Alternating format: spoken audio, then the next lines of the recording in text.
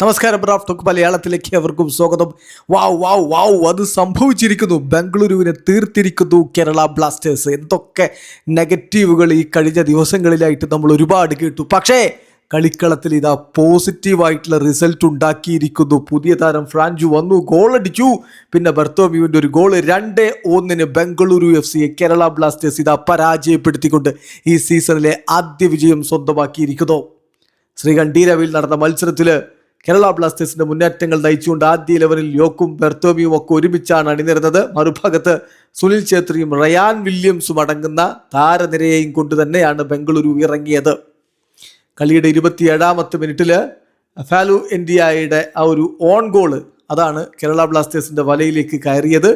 ഇടവേള സമയത്ത് ഏകപക്ഷീയമായ ഒരു ഗോളിന് ബംഗളൂരു മുന്നിലായിരുന്നു. പക്ഷെ ബംഗളൂരുവിന് അതിന് മുമ്പ് 35 മിനിറ്റ് ആകുമ്പോൾ ഒരു തിരിച്ചടി ലഭിച്ചിരുന്നു. ബ്രയാൻ സാഞ്ചസിന് റെഡ് കാർഡ് കിട്ടി. അവർ 10 പേരായിട്ട് ചുരുങ്ങി കഴിഞ്ഞിരുന്നു. ഏതാണ്ട് ഒരു 60 മിനിറ്റ് നേരം ആളെണ്ണത്തിലെ കുറവ് അവരെ വലച്ചു. കേരള ബ്ലാസ്റ്റേഴ്സ് അത് മുതലെടുക്കുകയും ചെയ്തു. ബെർത്തോമ്യു 62ാമത്തെ മിനിറ്റില് വിക്ടർ ബെർത്തോമ്യുവിലൂടെ കേരള ബ്ലാസ്റ്റേഴ്സ് സമനില പിടിക്കുന്നു. പിന്നീടാണ് ബ്ലാസ്റ്റേഴ്സിന്റെ ആരാധകരെ കാത്തിരുന്ന ആ നിമിഷം വരുന്നത്. ഫ്രാഞ്ചു കേരള ബ്ലാസ്റ്റേഴ്സിലേക്ക് എത്തി. 74ാമത്തെ മിനിറ്റിലാണ് സബ്സ്റ്റിറ്റ്യൂട്ട് ചെയ്യപ്പെട്ട് അവൻ വന്നത്.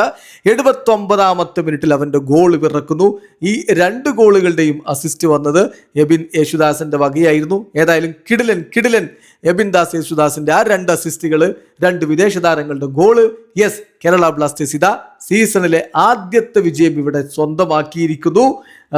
8 കളികളിൽ നിന്ന് ഇപ്പോൾ കേരള ബ്ലാസ്റ്റേഴ്സിന് 4 പോയിന്റ് ആയിട്ടുണ്ട്. ഇവിടെ അവസാനിക്കുന്ന ഫുട്ബോൾ ലോകത്തെ കൂടുതൽ വിശേഷങ്ങളുമായി റാഫ് ടോക്സ് എത്താം.